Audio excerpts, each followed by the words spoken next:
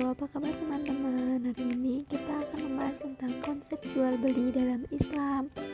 Sebelumnya, izin memperkenalkan diri, kami dari kelompok 3 yang beranggotakan saya Aulia Syarutun Ulfani dan juga rekan saya Fikri Kailan. Baik, saya akan menjelaskan materi tentang konsep jual beli dalam Islam. Yang pertama yaitu adalah pengertian jual beli itu sendiri.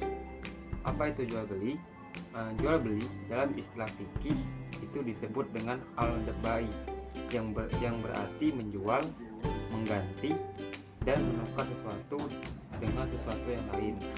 Nah, dalam bahasa Arab terkadang digunakan untuk pengertian lawannya, yaitu kata asyira atau beli.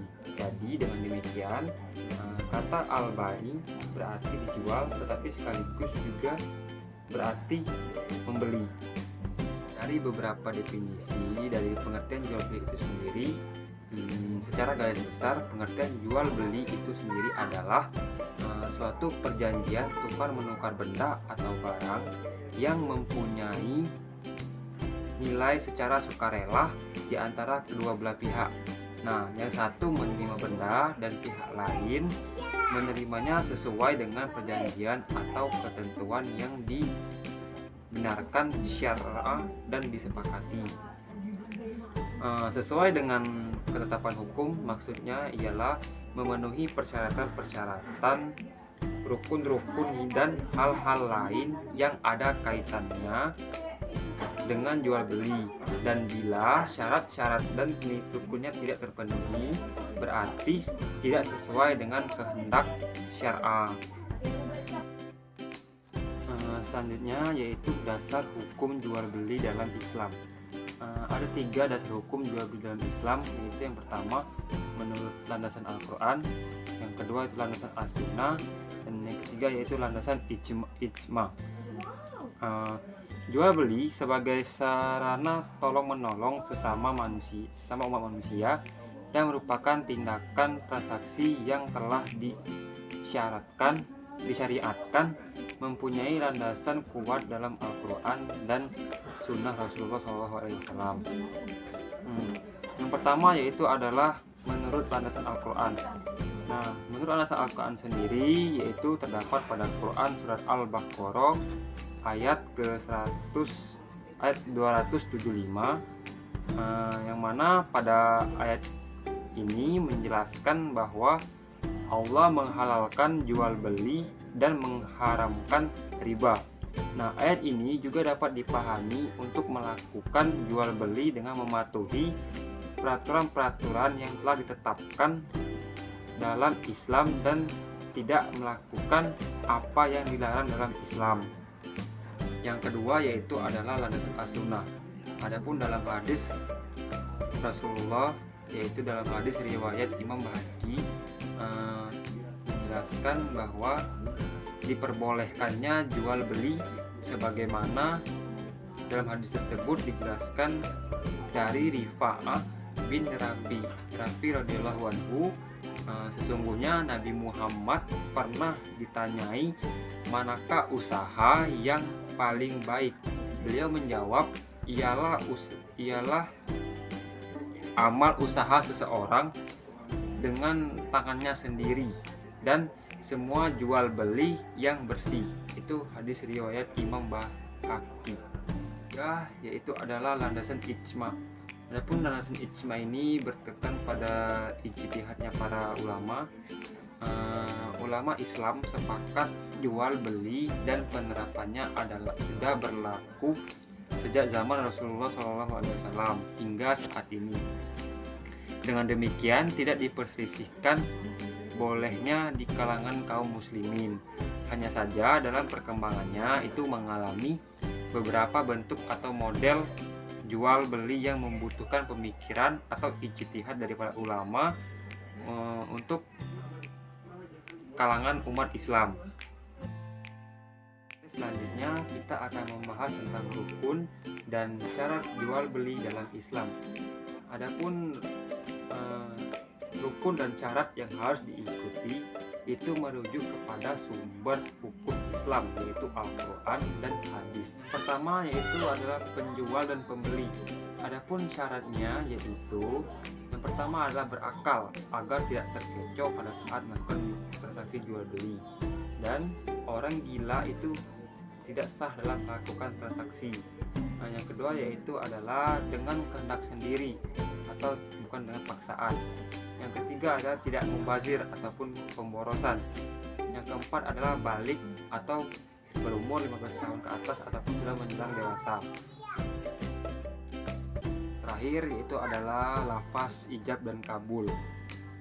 Ijab di sini maksudnya itu adalah perkataan penjual, umpamanya saya jual barang ini sekian, dan kabul adalah ucapan si pembeli, umpamanya saya terima atau saya beli dengan harga sekian. Keterangannya yaitu ayat yang mengatakan bahwa jual beli itu suka sama suka. Jadi pada saat transaksi jual beli itu adalah adanya transaksi antara kedua belah pihak untuk menyetujui suatu pembelian itu terjadi atau tidak. Baik, untuk materi selanjutnya itu akan dilanjutkan oleh teman saya. Pada teman saya persilahkan. Oke, selanjutnya yaitu tentang macam-macam jual beli di dalam Islam. Nah, jadi ada 3 macam. Yang pertama itu ditinjau dari segi hukumnya. Nah, dari segi hukum ini dibedakan lagi atau digolongkan lagi menjadi 3 bagian. Yang pertama yaitu jual beli sahih. Nah, dikatakan jual beli sahih ini karena jual beli tersebut sesuai dengan ketentuan syara', yaitu terpenuhinya syarat dan juga rukun jual beli yang telah ditentukan. Nah, selain itu juga barangnya itu bukan milik orang lain dan tidak terikat khiyar lagi. Selanjutnya yang kedua yaitu jual beli batil. Maksudnya jual beli batil itu salah satu rukunnya itu tidak terpenuhi atau jual beli itu pada dasarnya dan sifatnya tidak disyariatkan. Misalnya itu seperti jual beli yang dilakukan oleh anak-anak, barang-barang yang diharamkan seperti darah, babi, dan juga khamr. Yang ketiga yaitu jual beli fasid. Menurut ulama mazhab Hanafi, fasid di dalam muamalah ini diartikan sebagai tidak cukup syarat pada perbuatan. Nah, jadi maksudnya itu fasid ini berarti tidak dianggap atau diperhitungkan suatu perbuatan sebagaimana mestinya sebagai akibat dari adanya kekurangan atau cacat pada barangnya. Nah, selanjutnya yang kedua yaitu ditinjau dari segi objeknya. Menurut Imam Taqiyuddin dibedakan menjadi 3 bagian, yaitu yang pertama yaitu jual beli benda yang kelihatan. Nah, maksudnya itu pada saat akan melakukan akad jual beli, benda atau barang yang diperjualbelikan itu ada di depan pembeli dan juga penjual. Selanjutnya yang kedua, jual beli yang disebutkan sifat-sifatnya dalam janji. Nah, maksudnya itu jual beli di mana harga dibayarkan di muka, sedangkan barang dengan kriteria tertentu akan diserahkan pada waktu tertentu, atau lebih mudahnya itu disebut dengan seperti jual beli pesanan. Nah, yang ketiga yaitu jual beli benda yang tidak ada, yaitu jual beli yang dilarang oleh agama Islam. Kenapa dilarang? Karena barangnya itu kan belum tentu. Nah, jadi dikhawatirkan itu barang tersebut apakah barang curian ataupun barang haram yang lainnya. Selanjutnya yang ketiga yaitu ditinjau dari segi subjeknya atau dari segi pelaku akad. Nah, ini juga digolongkan menjadi 3. Yang pertama akad jual beli dengan lisan. Maksudnya itu akad jual beli ini dilakukan dengan cara mengucapkan ijab qabul secara lisan. Selanjutnya yang kedua yaitu akad jual beli dengan perantara. Nah, akad ini dilakukan dengan melalui utusan, perantara, atau melalui surat menyurat. Yang ketiga yaitu akad jual beli dengan perbuatan. Nah, jual beli dengan perbuatan ini atau saling memberikan itu dikenal dengan istilah mu'atoh, yaitu mengambil dan memberikan barang tanpa ijab qabul, yaitu tentang prinsip dasar jual beli menurut Islam. Nah, terdapat beberapa prinsip yang harus dipenuhi di dalam jual beli Islam ini. Di antaranya yang pertama itu Hukum asal setiap perniagaan adalah halal. Para ulama itu menyimpulkan bahwa di dalam urusan dunia, termasuk diantaranya urusan perniagaan, tidak dibenarkan bagi siapapun untuk mengharamkan atau melarang suatu perniagaan kecuali memiliki dalil yang tegas dan juga sahih. Selanjutnya yang kedua, yaitu memudahkan orang lain.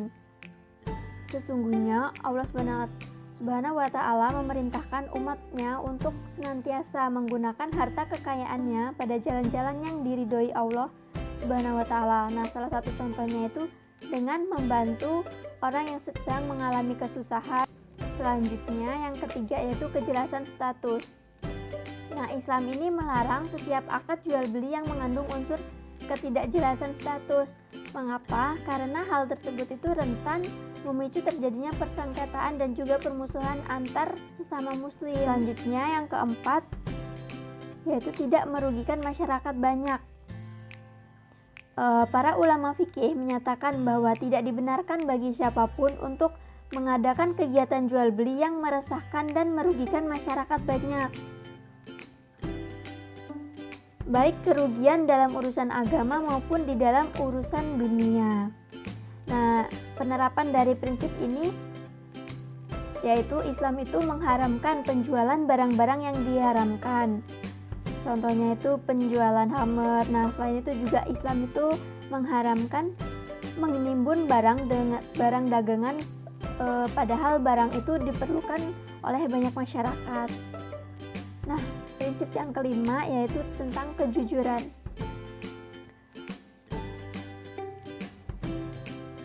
Syariat Islam ini menjadikan kejujuran sebagai salah satu prinsip di dalam segala urusan manusia, termasuknya itu di dalam urusan perniagaan atau jual beli.